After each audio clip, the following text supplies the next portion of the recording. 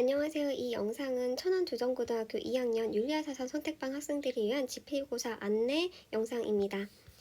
왼쪽에 보면 선생님이 윤리사상 평가에 관련해서 포스터를 갑반에 붙여놨는데요. 이번 2학기 1회고사는요. 시험 둘째 날인 수요일날 3교시에 윤리사상 시험을 보게 되고요. 범위는 교과서 39에서 89, 프린트 10장이 이번에 해당됩니다.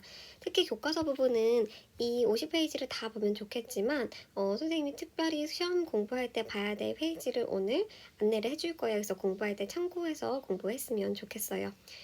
수행평가에 관련해서는 우선 1회고사 끝나고 또 얘기하겠지만 가장 닥쳐서 해야 될 거는 이 프린트 10장 포트폴리오를 10% 이번 학기에 반영하기로 했어요. 그래서 1회고사 끝난 후 첫 시간이 되겠죠. 그럼 한글날 대체 휴일하고 화요일날 대부분의 반이 들었거든요. 그때 들었던 반이 3반에서 수업 듣는 학생들, 7반에서 수업 듣는 학생들, 9반에서 수업 듣는 학생들, 10반에서 수업 듣는 A반 학생들은 화요일날 윤리사상에 들었어요. 그러면 그 날짜에 맞춰서 포트폴리오 준비하셔야 돼요.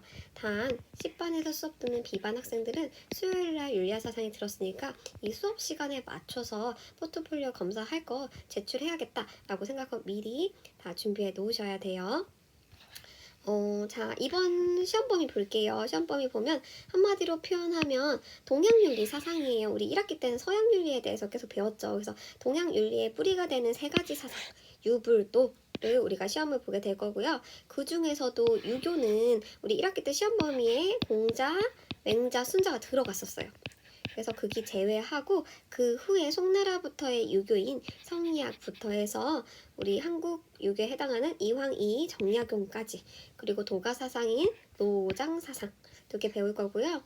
불교에서는 부처님의 기본 입장인 근본불교부터 인도 불교, 그리고 중국 불교, 한국 불교, 진울까지가 이번 시험 범위가 되겠어요.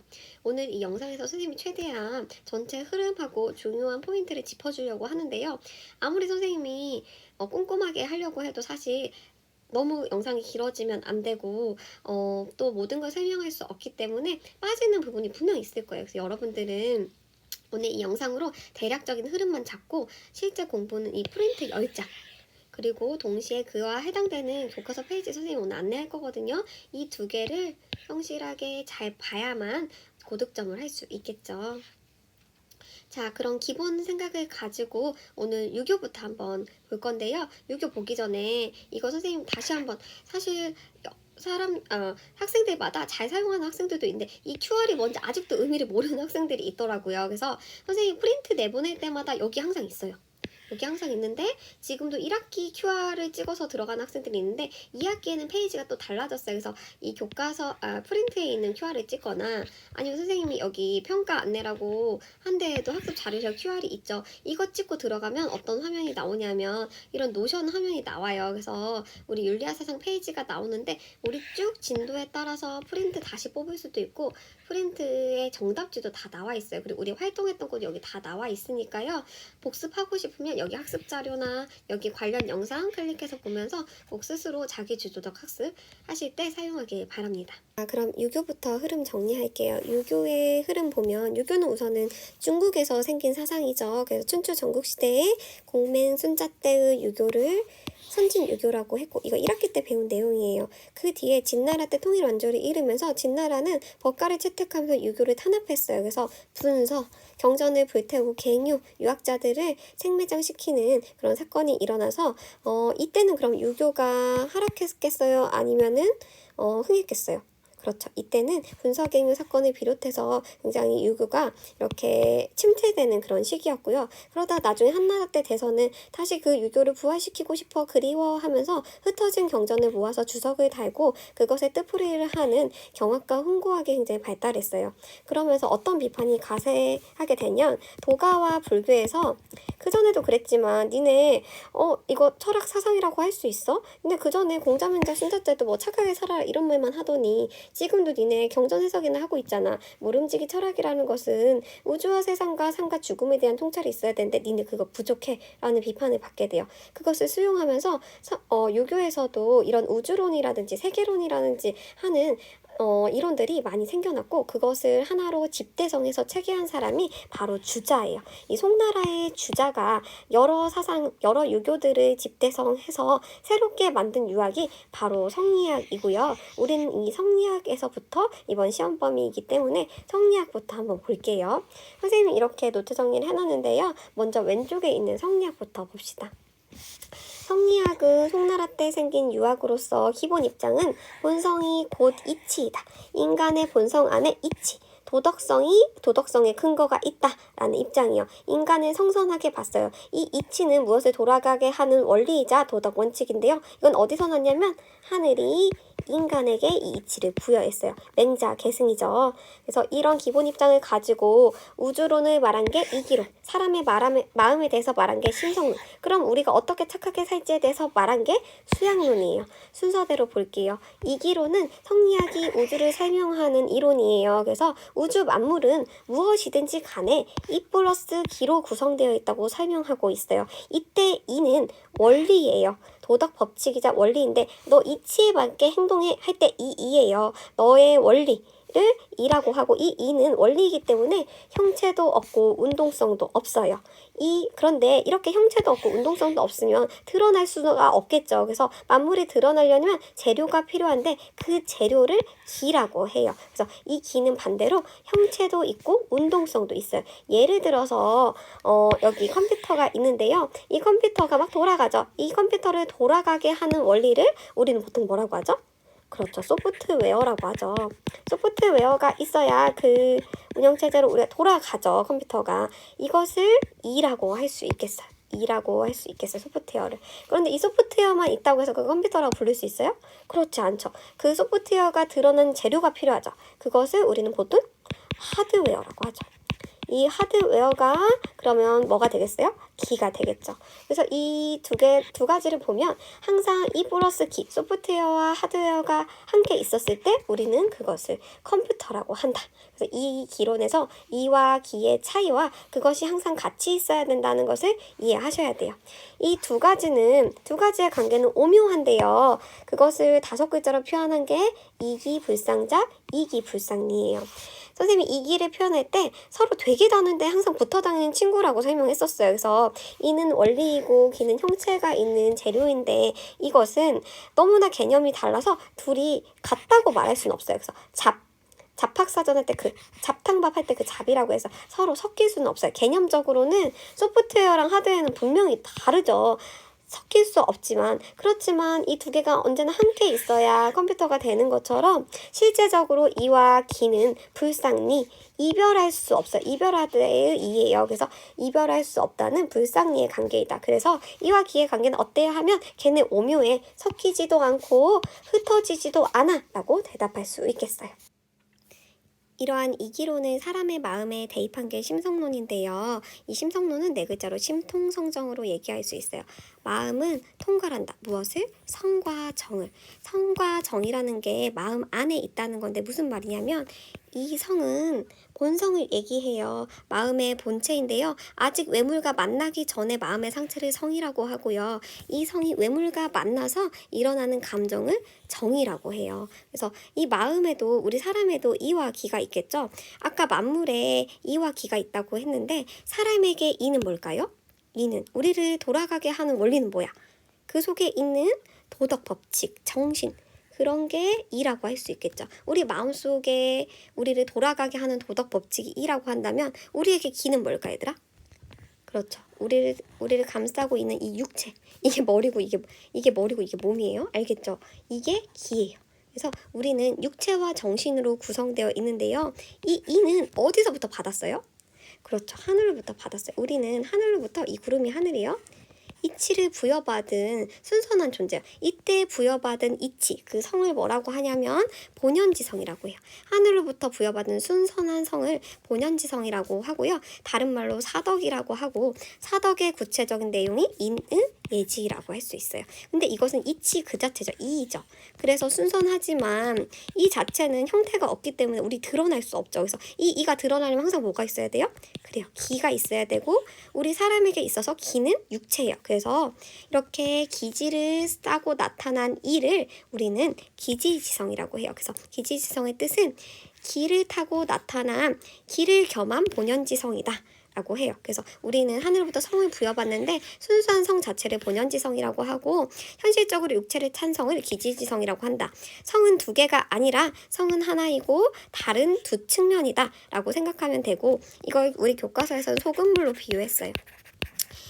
기지지성이 소금물이라면 기지지성 중에 순수한 부분, 순수한 물만 뺀 것이 본연지성. 이다라고 했다. 그래서 심이 아직 발하기 전의 상태를 성이라고 했고 그 성에 대해서 설명하고 있고 이 성이 외물과 만나요. 예를 들어서 내가 잔잔히 있다가 좋아하는 사람을 만나요. 그럼 어떻게 되죠? 마음이 요동치죠. 그 요동치는 감정 우린 정이라고 하고 그 정에는 도덕적인 감정인 사단과 일방적인 감정인 칠정이 있대요.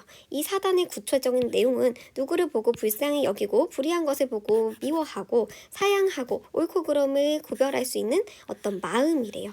그래서 이 사단은 다시 맹자 계승의 입장이겠죠. 그래서 이런 선천적인 도덕적 감정을 가지고 태어난다는 것이 주자의 입장이에요. 선생님이 지금 주자의 심성론 엄청 자세하게 설명했는데요. 그 이유는 이 주자의 심성론이 나중에 나오는 이황, 이이, 정약용의 입장을 설명하고 이해하는데 꼭 필요하기 때문이에요. 그래서 선생님이 추천하는 것은 이 부분 프린트에서 더 내용이 자세하게 정리되어 있으니까 아예 이 심성론 자체를 시험지에다 쓰고 시작하면 좋을 것 같아요.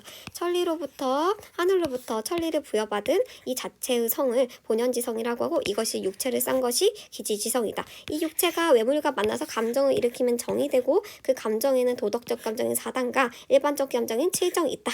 까지 정리해 놓으시면 좋을 것 같아요. 자, 이제 성리학 마지막 부분이에요. 수양론을 볼 텐데요. 우린 그러면 어떻게 하면 도덕적으로 살아갈 수 있을까라는 대답이에요.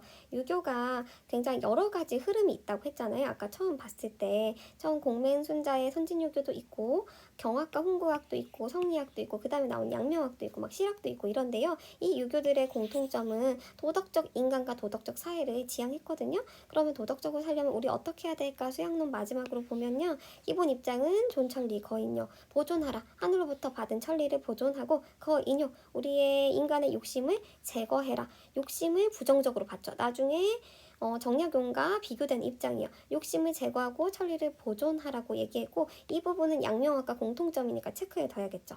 자, 그 다음에 거경하고 궁리해라. 경건한 자세를 가지고 이치를 궁구해라. 거경에 해당되는 게 내적 수양 방법이 종양성찰이고요. 이 책 종양성찰은 내 마음속에 인욕이 스며들지 않는지 내 마음속을 자꾸 막 되돌아보고 반성하는 거예요. 그래서 내 마음속에 살핀다. 내적 수양 방법이고요. 궁리에 해당되는 경물치지 매우 중요해요. 왜냐하면 양명학과 비교돼서 나오기 때문이죠.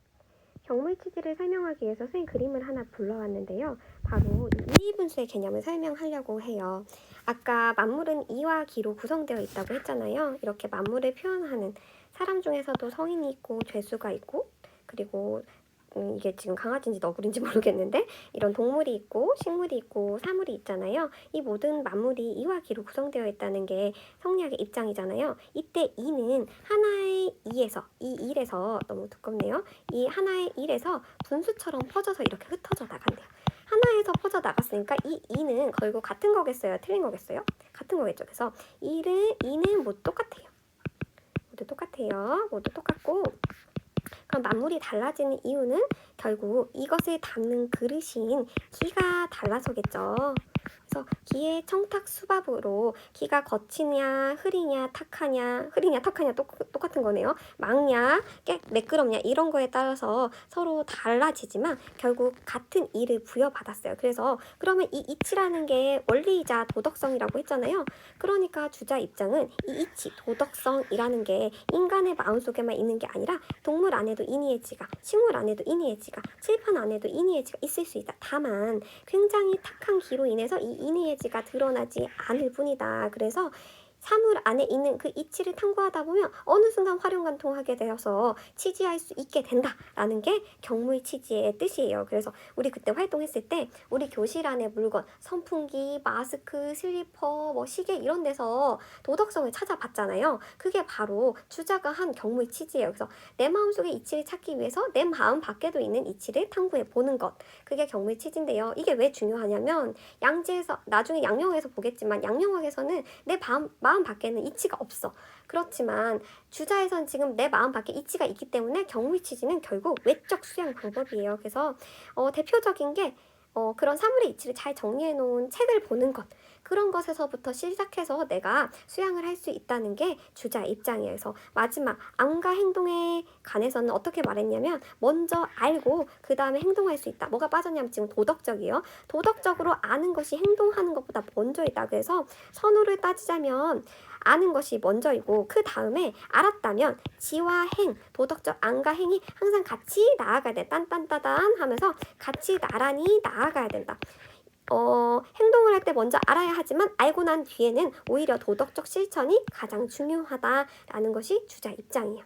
자, 여기까지 정리됐죠. 그럼 주자의 기본 입장에 대한 이해를 바탕으로 이제 양명 바로 넘어가 볼게요.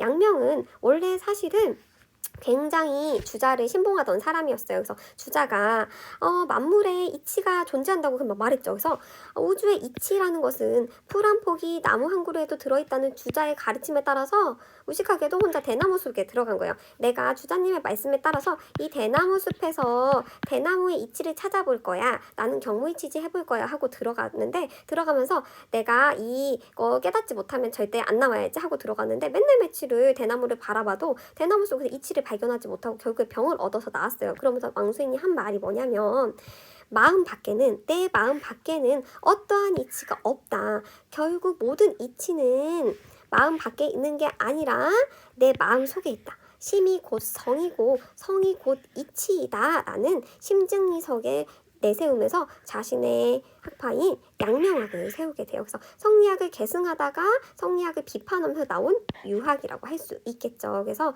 양명은 왕수인의 호예요. 그래서 양명이라고 하고요. 기본 입장은 금방 말했던 대로 심증리. 그래서 심을 성이나 정으로 나누지 않고 심 그 자체가 성이고 그 자체가 이치이다. 그래서 마음 밖에 예를 들어 대나무 숲이나 교탁이나 칠판이나 동물에는 이치 없다. 사물도 없다. 그래서 선생님이 이때 설명할 때 들려줬던 시가 있죠. 그가 나에게로 와서 나의 이름을 불러주었을 때 나는 한 송이의 꽃이 되었다. 그래서 이 꽃이 원래 있었어도 그 사람이 나를 어떻게 보느냐에 따라 그 사람이 꽃을 어떻게 보느냐에 따라 다르게 보이는 것처럼 결국 모든 것은 마음에 달려있다는 게 양명학의 입장이다. 그래서 이 사람 역시 맹자를 계승했는데요. 누구나 배우지 않고도 12선학을 아는 양지를 가지고 태어난다. 성선의 개념이죠. 질문이 들어왔었는데 주자 역시 양지를 인정해요. 둘 다 성선이잖아요. 그런데 양명은 마음속에서만 그 이치가 있다는 게 다른 점이고 주자는 내 마음 밖에 사물이나 동물에도 이니에즈가 있다는 게 주자 입장이에요. 그래서 마음 밖에는 없으니까 양명의 경우는 뭐냐면 마음을 경물에서 이 경물은 주자에서는 경물은 사물에 나아가 이치를 궁구하는 거였다면 양령에서는 마음을 바로잡는 거예요. 우리가 누구나 양지를 가지고 태어나는데 사욕이 그것을 다려서 양지를 잘 실현하지 못한단 말이에요. 그래서 내 마음에 일어나는 사욕을 제거하고 마음을 바로잡는 것이 양지이고 결국 그 마음속에 우리가 각각 가지고 있는 양지를 실현하는 것이 치지예요. 그러면 마음을 바로잡고 마음을 실현한다. 둘 다 내적 공부에 해당되겠죠. 그래서 사물에서 이치를 찾는 주자랑 굉장히 대비될 수 있겠어요. 또 안과 행동의 관계에 있어서는 지와 행이 그 자체로 하나다. 안과 행동은 하나다. 그래서 알은 행동의 시작이요. 행동은 알의 완성이다. 라고 하면서 제대로 안다면 누구나 행동할 수 있다. 네가 행동하지 못한다면 그것은 제대로 알지 못하는 것이다. 소크라테스랑 같은 입장을 취하고 있죠. 또한 공통점으로 주자 공통점으로 천리. 왜냐하면 얘도 맹자 계승했기 때문에 하늘이 준 천리를 보존하고 인욕. 우리의 마음이 양지를 실현하는 것을 방해하는 인욕을 제거하는 존천리 개인욕, 거인욕을 주장했어요. 자, 양명학의 입장은 성리학하고 구분만 하면 돼요. 그래서 우선은 공통점은 맹자를 계승했다는 점. 그래서 맹자를 계승했다니까 천리를 하늘의 딸 부여받았구나. 그거 보존하고 인욕을 제거해야겠구나. 그리고 이 천리라는 것은 어떤 사람만 부여받은 게 아니라 누구나 부여받았기 때문에 결국 군자와 소인의 본성은 같아서 누구나 수양하면 성인이 될 수 있다. 게 둘의 공통점이에요. 둘의 공통점으로 벤 다이어그램으로 나올 수도 있겠죠. 이것도 체크해야 되고 또 더 중요한 거는 선생님이 위에다 했는데 차이점이에요. 둘의 차이점은 이가 어디에 있냐? 이치, 도덕성이 어디에 있냐라고 했을 때 성리학은 만물에 있어. 일분수의 개념이에요. 그래서 아까 여기 했던 거 기억나죠? 이가 어디 있어? 왕한테도 있고 죄수한테도 있고 동물한테도 있고 식물한테도 있고 칠판에게도 있는데 그런데 조금 어지럽죠. 양명의 입장에서는 이가 마음 안에만 있어요. 모든 것이 내 마음에 달렸어. 예를 들어서 부모님을 생각했을 때 만약에 이치라는 것이 부모님에게 있으면 부모님이 돌아가시면 그 효도하는 마음이 없어져야 되는데 부모님이 돌아가시고 오히려 선생님은 더 부모님이 그리워하고 사랑하는 마음이 생겼거든요. 그래서 이 이치라는 건 그 대상에 있는 게 아니라 모두가 다 그것을 바라보는 관계성. 나의 마음에 달려 있다는 게 양명학의 입장이에요. 그러다 보니까 수양론에서도 차이가 있죠. 이가 안에도 있고 밖에도 있기 때문에 내 안을 살피는 종양 성찰 같은 것과 내 밖을 살피는 경물 치질 같은 거 거경, 북리가 함께 있어야 된다면 양명의 입장에서는 마음 밖에는 아무 이치가 없어. 이치가 없는데 뭘 탐구해. 그래서 내 마음을 바로잡고 양지를 실현하는 내적 수양 방법만 중요시 여겨요. 그러면서 많이 문제에 나오는 게 경물 치질을 둘 다 얘기하는데 같은 글자이지만 소리도 같이 나지만 그것의 해석을 굉장히 다르게 하거든요. 그것이 잘 나타나는 게 교과서 41페이지예요. 그래서 교과서 41페이지 잘 보세요. 주자의 입장에서는 하나의 사물이 있으면 거기에는 반드시 하나의 이치가 있다. 이일분수의 개념이에요. 경물이란 사물의 이치를 궁구하는 것이다. 그래서 경물하다 보면 어느 순간 치지할 수 있다. 사물의 이치를 외적으로 탐구하다 보면 내가 깨달음을 이룰 수 있다는 게 주자의 입장이고 반대로 반면에 양재 입장은 격은 바로 잡는다는 뜻이래요. 그리고 물은 일이라는 의미래요. 그래서 내 마음의 뜻과 생각이 향하는 일에 물이고 그래서 경물이란 그 일을 바로 잡는 것. 그래서 어떤 일에서 어떤 관계에서 그것을 바라보는 내 마음이 사욕에 휩쓸리지 않게 내 마음을 바로 잡음이라는 뜻이에요. 그래서 내 마음을 바로 잡고 이 양지의 마음을 사사물물에 나아가 실현하는 것이 경물치지이다라는 것이 양지 입장. 이거 꼭 잘 구분하세요. 이렇게 경물치지 해석이 다른 것은 이가 마음 밖에는 없다고 생각하기 때문이에요. 또 안과 실천의 관계에 있어서 주자는 선과 후가 있죠. 뭔가 선이에요? 암이 선이죠. 알아야 행동할 수 있다. 이때 암은 도덕적 암, 이때 실천은 도덕적 실천. 그래서 도덕적으로 무엇이 옳은지 알아야 실천할 수 있다는 게 주자 입장이고요. 양명의 입장은 암과 실천은 하나이다. 지행합일이다. 제대로 알지 못하기 때문에 못하는 거지 제대로 알면 누구나 실천할 수 있다. 소크라테스랑 같은 입장이라고 했죠. 자, 이렇게 해서 중국 유교를 다 설명했는데요. 중국 유교를 너무 좀 길게 설명했어요. 그 이유는 성리학의 기본 입장, 양명학의 기본 입장을 이해해야 그 다음에 나오는 한국 유교를 이해할 수 있어요. 특히 이 성리학을 받아들인 게 이제 우리 나오는 이황과 이이기 때문에 성리학의 기본 입장을 탄탄하게 해놓고 그 다음을 살펴보는 게 좋겠어요. 한국 요기에선 세 사람 배울 건데요. 이황, 이이, 정약용인데요. 이황, 이이가 성리학적 입장이고 후기에 나온 정약용 같은 경우는 성리학이 현실적 문제를 다 해결하지 못한다 라고 하면서 이제 학문이 실제 생활에 도움이 돼야 된다고 하면서 실학자의 면모를 보이게 됩니다. 우선 이황과 이이 먼저 볼게요. 이황과 이이는 기본적으로 주자를 계승했어요. 그런데 서로 좀 중요시하는 면이 조금 다르다. 주안점이 다르다라고 생각하면 되고요. 보면 이황 같은 경우에 뭐라고 쓰여져 있냐면 순수한 본성의 발현, 도덕성을 먼저 강조하고 싶었던 입장이고요. 이이는 좀 현실주의자예요. 감정이 두 개일 수 없지. 감정은 하나인데 그 일반 감정을 잘 해서 도덕적으로 사는 게 중요하지 않을까라는 입장입니다. 맨 처음 이황과 이 공통점을 보면 이렇게 번호 달아놨거든요. 첫 번째 공통점은 만물은 이와 기로 이루어졌다. 이거 뭐였어요? 주자의 무슨 론? 이기론.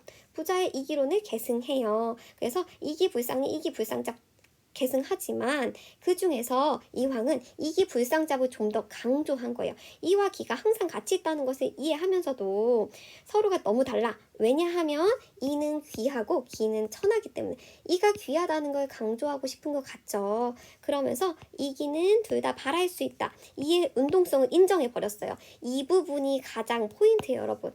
이 부분. 이의 운동성을 인정해 버렸어. 이는 이 부분을 인정하지 않음으로써 둘의 개념이 달라졌죠. 그리고 사실 주자도 이의 운동성 인정하지 않은 것 같아요. 이왕 굳이 그 전에 책 태극이 음양을 낳는다 뭐 이런 걸 찾아가지고 이의 운동성 인정했지만 사실 주자나 이는 이의 운동성 인정하지 않았다고 선생님은 생각해요. 자, 그럼 이의 입장 볼게요. 이도 마찬가지로 만물은 이와 기로 이루어졌다는 이기론을 계승하는데요. 그러면서 이기불상잡도 인정하지만 이기불상리를 좀 더 강조하는 입장인 거예요. 그래서 현실적인 측면에서 볼 때 이기는 서로 헤어질 수 없다. 이기는 이기지묘라고 해서 이와 기는 개개의 삶에서 오묘하게 어우러져 있고 그러면서 다시 한번 설명하는 거야. 이는 통하고 이는 보편적으로 모든 곳에 존재하고 기는 국한된다. 그래서 기의 청탁 수박에 의해서 많은 것들이 달라진다 라고 얘기하면서 뭐라고 얘기하냐면 이기 호발이 아니라 기가 발하고 이가 거기에 타는 한 가지 길밖에 없어. 이는 발 못해. 이의 능동성을 부정하는 입장이에요. 자, 이게 다르죠. 여기는 이황은 이의 능동성을 인정했고 여기는 기가 발하면 이가 타는 거, 기가 먼저 출발하는 하나의 방법밖에 없다라고 얘기하고 있어요. 자, 중국의 성리학을 우리가 들여와서 이황과 이의가 다른 입장을 가지는데요. 가장 주목한 점은 사실 이기론이라기보다는 심성론이에요. 특히 여기.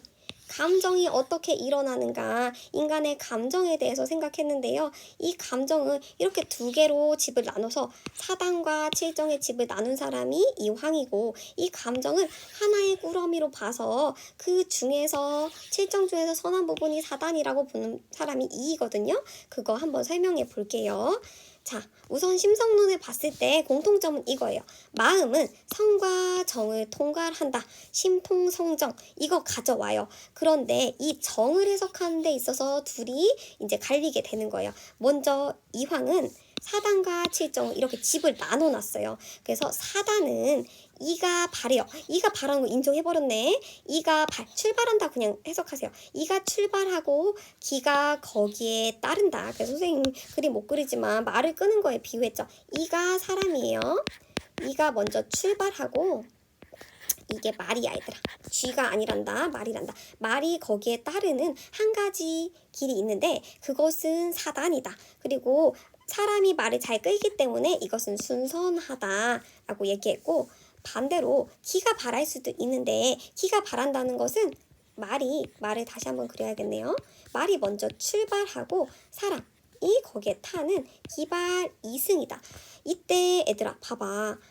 이와 기가 함께 있다는 거, 이 기가 함께 있다는 것은 여전히 공통점이에요. 그리고 사단과 칠정이 모두 심 안에 정으로 들어있다는 것, 둘 다 정이라는 것, 감정이라는 것도 공통점이에요. 그런데 뭐가 있냐면 사단과 칠정이 집이 다른 거야. 사단은 네 발이고 칠정은 기발이다. 예를 들어 설명하자면 사단은 인간이 먼저 출발해서 말을 끄는 거고 칠정은 말이 먼저 출발해서 인간이 타는 건데 사단은 인간이 끄니까 말이 끌려갈 수밖에 없어서 순선하고 칠정은 가능하다. 선할 수도 있고 악할 수도 있어. 응? 말이 막 먼저 가가지고 사람이 타는데 선할 수도 있다고요? 질문한 학생 있어요. 말이 먼저 갔어도 말이 순한 말이야. 순한 말이어서 기가 좀 괜찮은 기여서 사람이 타고 나서 사람 말에 따라서 잘 행동을 하면 칠정 중에서도 선한 부분이 있어요. 그래서 가성가악하다고 하는 거예요. 여기에서 포인트는 아까 말한 네의 운동성을 인정하면서 네가 운동하면 사단이 되는구나. 사단의 칠정과 구분했다는 게 포인트가 되고요. 반면에 이는 기발 이승 1도설이라고 했으니까 니발 자체를 인정하지 않았죠. 그래서 기발 이승 1도설, 기발 이승 하면 뭐가 생기냐면 감정이 생기는데 전체 감정은 칠정이라고 하고 희노애락 애오요 일반적 감정이라고 하고 그 중에서 사랑하는 마음 중에서 누구를 불쌍하게 측은하게 하는 마음, 여러 가지 감정 중에서 선한 마음을 사단이라고 해요. 그래서 여러 가지 감정 중에서 선한 부분을 사단이라고 한다. 그래서 그것을 칠청포 사단이라고 하고, 전체 일반적인 감정은 가성가, 이때도 선할 수도 있고 악할 수도 있어요. 아까 말이 먼저 가고 사람이, 말이 다리가 몇 개야? 사람이 거기에 탄다고 했잖아요. 마찬가지로 이때도 말을 잘 들으면 사단이 될 수 있고, 말이 그지 같아서 막 지 말대로 놔두면 그냥 일반적 감정이 될 수 있는 거예요. 나머지 이 부분이 될 수 있는 거예요. 그래서 아까 얘는 집이 2개라면 얘는 집이 하나이고, 얘는 네 발도 인정한다면 얘는 이왕이에요. 얘는 이이고요. 이는 기 발만 있다. 그래서 칠정 안에 사단이 포함되어 있다는 심성론을 가지고 300년 넘게 쌓아요. 물론 이 두 사람이 싸운 건 아니었어요. 이 두 사람이 제일 유명해서 나온 거지, 실제로 이왕하고 서신을 주고받은 건 기대승이라는 학자라고 했고, 이 두 명이 대표적인 거지, 이 입장을 따르는 사람들하고 이 입장을 따르는 사람들하고 300년 동안 싸워요. 자, 이런 밥 먹고 조금 먹고 살만하니까 심성론 오래 해가지고 여러분들 괴롭히죠. 자, 여기 심성론이 포인트가 되고, 이 부분 문제 많이 나왔어요. 여러분 그냥 이해하셔야 돼요. 마지막 수양론에 있어서는 경을 중시하는데요. 이 경에 대해서 선생님 도대체 경이 뭐예요? 하는데, 내 마음속에 은욕이 막 나대지 않고 내 마음이 잘 천리를 따르는지 내 마음을 잘 살피는 것, 경건한 자세로 나의 행동과 마음을 잘 살피는 걸 경이라고 생각하면 되고요. 그래서 결국 마음과 네가 일치되는 심려이일의 경지를 지향하면서 구체적인 방법으로 정제, 엄수, 바른 자세로 뭔가 좀 바르게 하고 주의무적, 집중하고 항상 깨어있는 가세를 가져야 된다는 게 이왕의 입장이고요.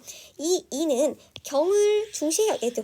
그래서 경의 자세, 내 마음을 살피고 나의 행동을 살피는 자세를 통해서 참된 마음의 바탕을 이루어야 된다. 그래서 경을 통해 성까지 말하는 거고, 이때 특이한 수양법 교기질이라는 거 말하는데요.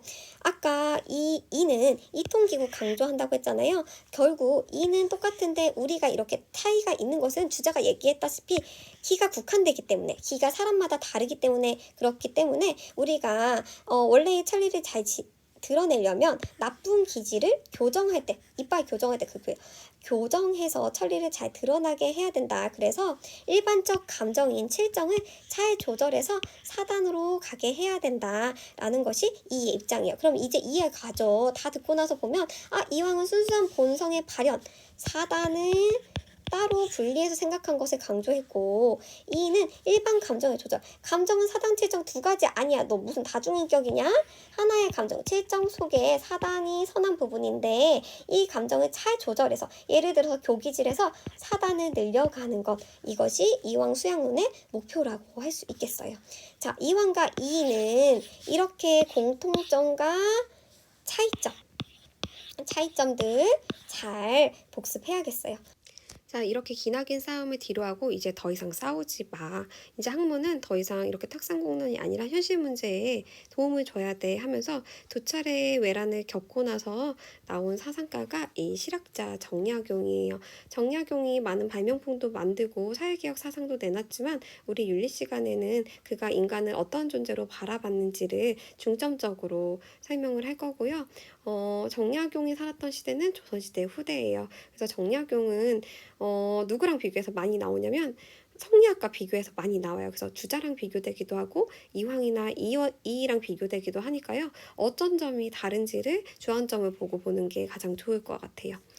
정약용은 인간의 본성이 이치라는 성리학의 입장과는 다르게 인간의 본성은 기호로서 부여된다고 생각해요. 이 기호는 무엇을 하려는 경향성, 욕구이거든요.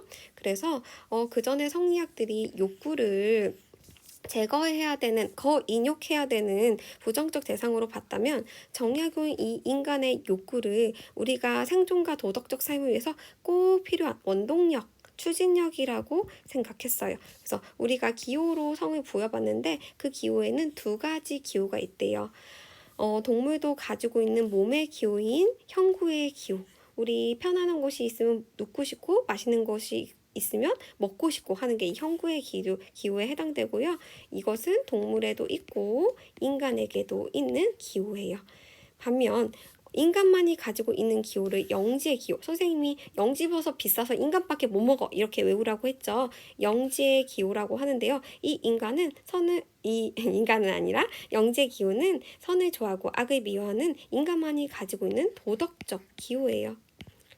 그래서 이 두 가지 기호가 있는데 이 인간이 어떤 기호를 따를지는 하늘로부터 부여받은 자주직권에 의해서 달라진다. 그래서 우리는 스스로 선택할 수 있는 권한을 처음부터 부여받아요. 하늘한테. 그래서 영지의 기호를 따를 수도 있고 형구의 기호를 따를 수도 있다. 그래서 인간은 자유적 존재로 보고 그에 따르는 책임을 중시한 게 정약용 사상의 특징이고요. 또 하나 굉장히 시험에 자주 나오는 게 성기호설과 함께 단시설인데요. 정약용의 단시설을 설명하기 위해서 다시 한번 성리학의 심성론 그림 가져왔어요. 좀 이제 지겹죠. 성리학에서는 이 마음의 본체를 성이라고 보고 이 외물과 만났을 때 감정이 일어나고 이 감정 안에 사단과 칠정이 포함된다라는 것은 주자, 이황, 이의의 공통점이에요. 다만 이황과 이의는 이 정을 해석함에 있어서 사단과 칠정은 나눠내냐? 아니다. 사단과 칠정은 하나의 무덕이다. 라는 것만 달랐죠. 여기서 정약용은 어떤 걸 얘기하냐면요. 성이 이렇게 본연지성으로 부여된 거 부정해요.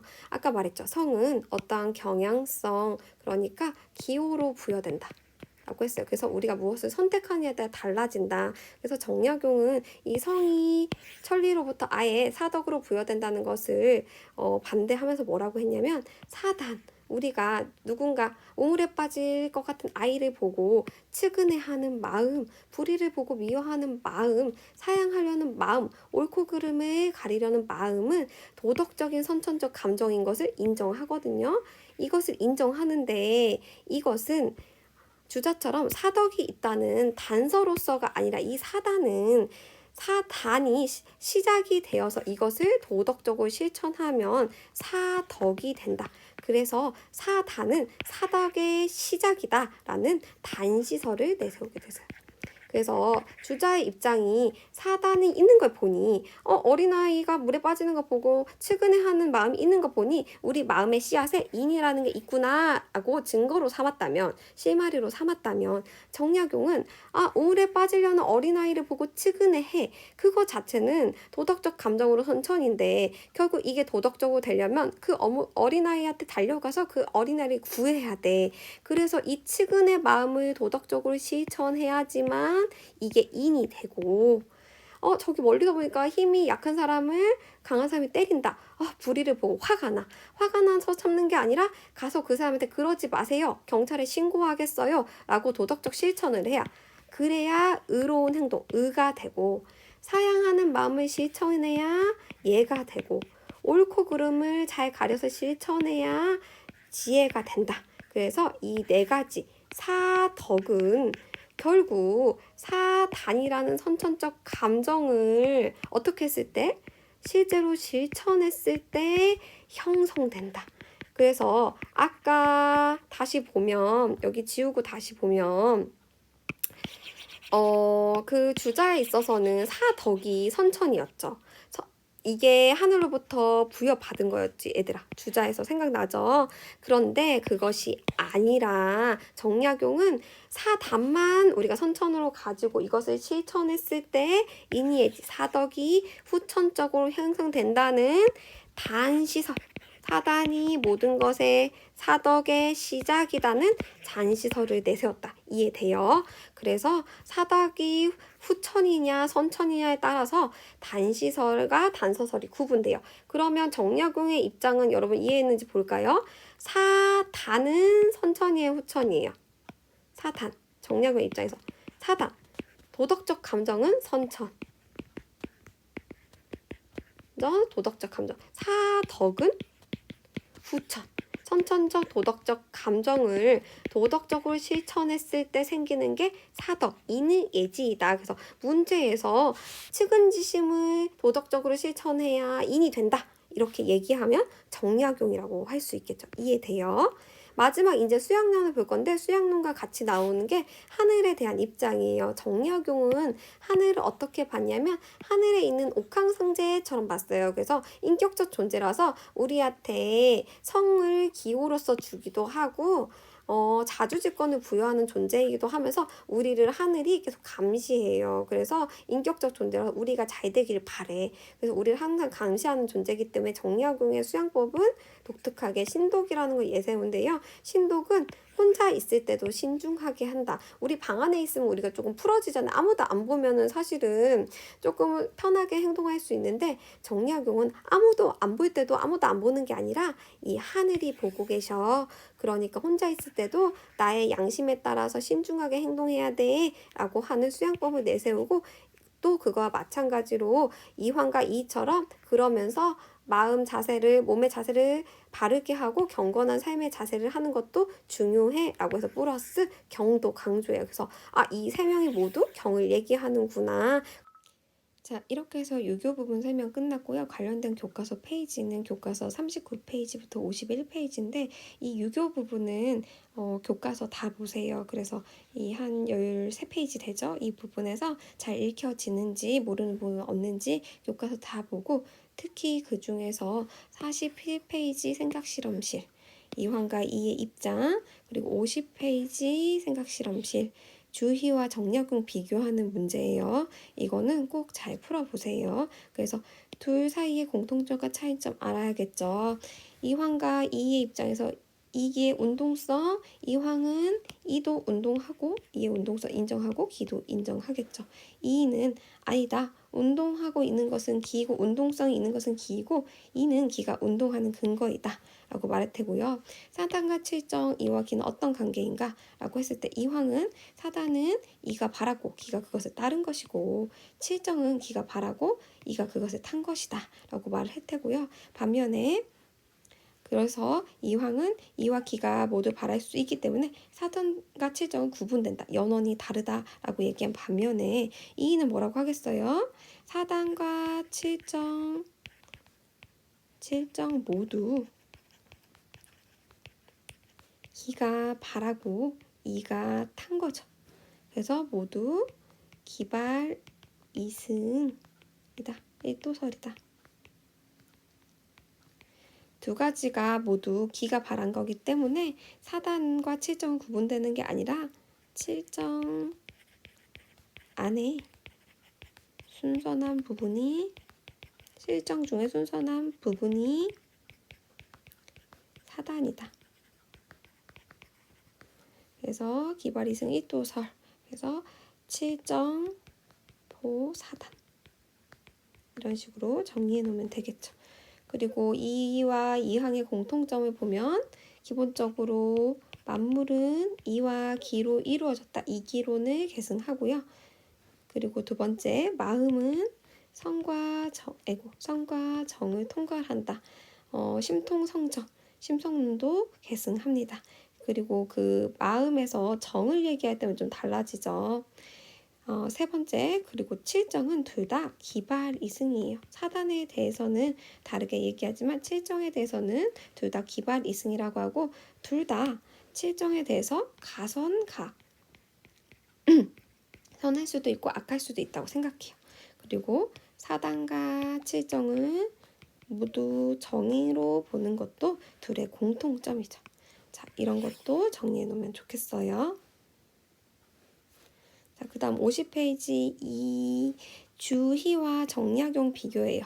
성에 대해서 뭐라고 생각합니까? 주희는 성증리입니다. 성은 곧 이니에지입니다. 본현지성을 이니에지로 설명하고 있고요. 이니에지를 부여받았다고 지금 얘기하고 있죠. 반면 정약용은 성은 기호입니다. 동물이나 인간이나 모두 기호를 진다는 것은 공통입니다. 동물과 인간이 공통으로 지닌 기호. 그것은 뭐였죠? 형구의 기호. 그렇다면 학생이 물어봐요. 그렇다면 동물과 인간의 차이는 무엇입니까? 주인은 동물도 미미하게나마 이니에지가 있습니다. 왜냐하면 2일분수 받았기 때문에 인간은 동물에 비해 좋은 기를 가지고 있으므로 이니에지를 실현할 수 있는 가능성이 더 큰 것뿐이죠. 그래서 동물과 인간의 차이는 기의 차이. 정약용은 인간과 동물의 공통점은 형구의 기호를 지닌다는 것입니다. 여기 써있죠. 그리고 그런데 인간은 형구의 기호에도 뭘 가지고 있어요? 그렇죠. 영지의 기호. 그리고 다주지권을 가지고 있어요. 까지 됐죠? 그렇다면 사단과 서덕은 모두 사람에게 내재되어 있습니까? 했을 때 주위의 입장은 네, 그렇습니다. 사단은 순선한 정으로, 사단은 감정으로, 사덕은 성으로 둘 다 내재되어 있다. 둘 다 선천이에요. 자, 정약용 같은 경우는 그런데 뭐라고 했냐면요. 사단은 내재되어 있습니다. 사단은 도덕적 감정으로서 선천적 감정 맞아요. 그러나 사덕은 어떻게 되냐면 내재되어 있는 게 아니라 복숭아씨나 살구씨처럼 박혀 있는 게 아니라 사단을 실천하여서 후천적으로 형성하는 덕이다.